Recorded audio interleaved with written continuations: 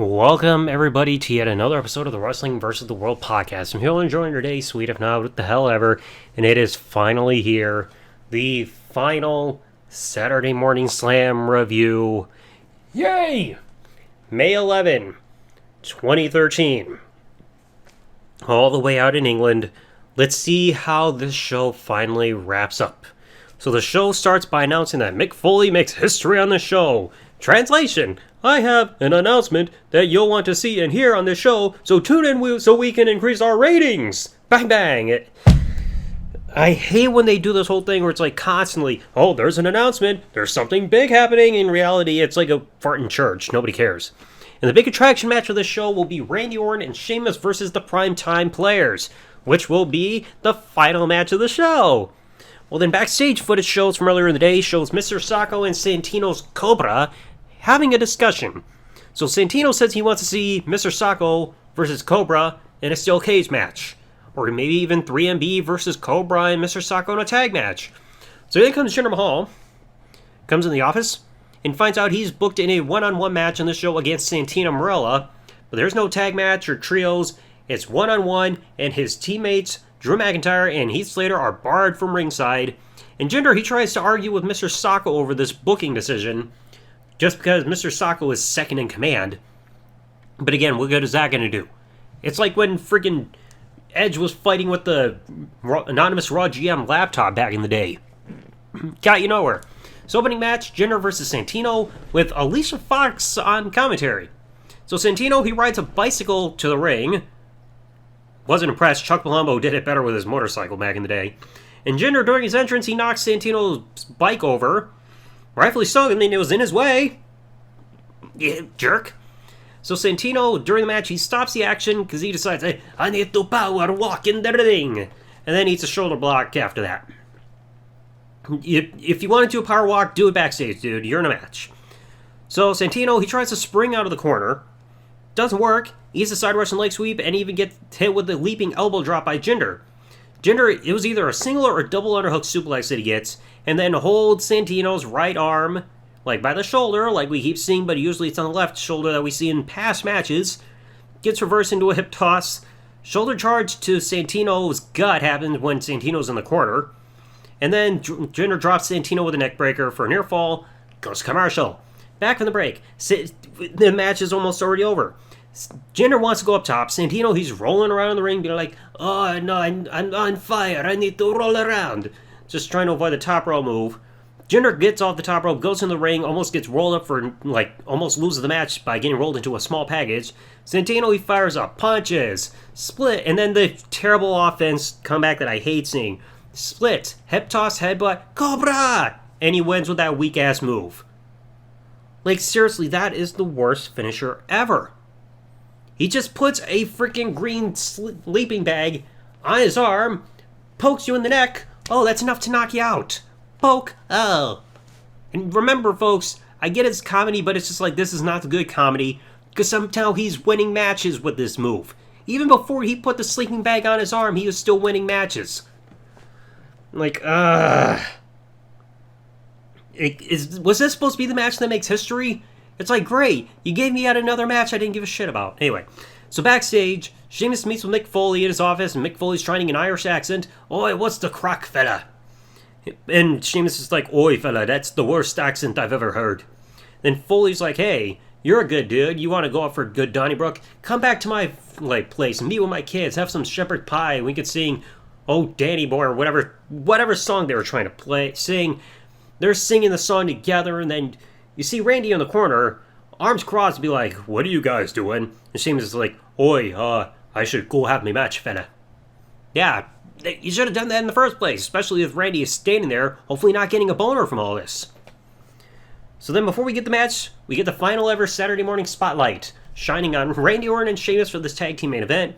The men who have finishers that we can't really see for the Impact because it's not TVG rated.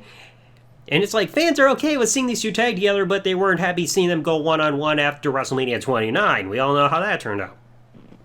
So now you get the big main event, the final match of this TVG-rated show. Randy Orton and Sheamus versus the Primetime Players. So, Titus and Randy start. Orton drops Titus with a back elbow and tags in Sheamus, who gets a slingshot shoulder block onto Titus. Titus brings Darren in, who eats a falling scoop slam from Sheamus for near fall. Orton gets back in, double team hip toss on Darren. Kind of a common thing that we're seeing in these tag matches on the show. Titus sees blowing the whistle nonstop, kind of like the wasn't it Harpy Whippleman or I'm trying to remember the name of the guy. Bill Alfonso, sorry, that's who it was. Bill Alfonso constantly doing like tweet, tweet, tweet. It's just like, all right, we get it. But again, this is not a football game. You can't call for timeouts, being like, flag on the play, 10-yard penalty, take this ball, shove it up your ass. Doesn't work like that. So action comes back from the break, and we're already missing out what's going on because right as they come back from the commercial, they're just focusing on Josh Matthews and Alicia Fox on commentary. And we see a replay during the commercial, from the commercial showing that Darren shoved Randy Orton headfirst into the ring post on the outside, which also gets camera cut treatment. It's not G-rated. So, you're back in the ring. Titus has a headlock on Randy, which is giving him a boner, because that's his favorite thing. Headlock, oh yeah. Randy breaks the hold with the back suplex, but Darren tags in to stop Randy from tagging in Sheamus. So, they're working on Orton. Titus gets tagged back in again. Corner avalanche to Orton for the first time, but then misses the second one, just like we saw last time in the match against the Usos. Just bawling out of the corner. So Darren and Sheamus, they become legal men. Hot sequence tag on Darren, getting blasted all around. Corner clothesline, white noise to Darren. Titus runs in to try to break up everything, but just gets thrown over the top rope anyway. Orton tags in, RKO to Darren Young, and Orton and Sheamus win this match in the final Saturday Morning Slam match ever. So yay. I mean, this tag match, it was fine for what it was. I mean, far better than the opening match between Jinder and Jinder and Santino by a long shot. Now, the show was rumored to get ready for a second season, but the problem is that whoever it was that was at the head of CW, or I can't remember the person's name, and the WWE could not agree on a creative direction, so the show was canceled after this. There was not even the show didn't even close with any announcement saying, oh, here's what could happen next time, because it's just like, hey, the direction of the show in future is not for certain, so they were smart to not advertise anything.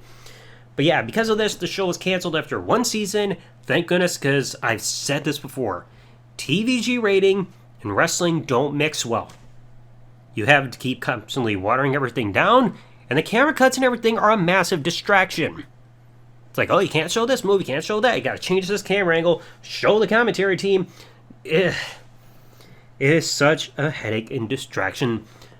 I feel sorry for whoever had to edit this show and everything, make sure these camera angles work. I mean, I feel more sorry for the person that had to edit the shows when they were being censored everything from WWF to WWE back in the day, but still to constantly have to make sure all these shifts keep happening, be like, camera 1, camera 2, camera 4, shut up Kevin Dunn, camera 5, and all that other crap.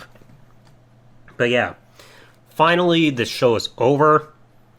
Hallelujah. The final Saturday Morning Slam is in the books. No more of this show. So now 2 weeks from now, you're going to see the debut of my next project on this podcast called WWE Week in Review, where I'm going to cover in every time I do an episode, which is every 3 weeks, you're going to get an entire week's worth of WWE programming being reviewed in one episode, based on a full calendar week, starting with the very week that Raw debuted back in January of 1993. So this is going to be kind of big, but I'm going to like it more than watching Saturday Morning Slam. Trust me. So anyway, let me know down in the comment section below, what did you think about this series finale to Saturday Morning Slam? I am glad it is finally over with. I never have to watch this again. Yay! Now I don't feel the need to drink and get high. Anyway, so if you enjoyed today's episode, folks, please remember, leave a like, subscribe with the bell, turn on if you're listening on YouTube, or follow if you're listening to this podcast on any other service that this podcast is available on. And I'll catch you all next time. Thanks for listening, folks. Like, comment, subscribe. Peace out, good day, everybody, and goodbye, Saturday Morning Slam.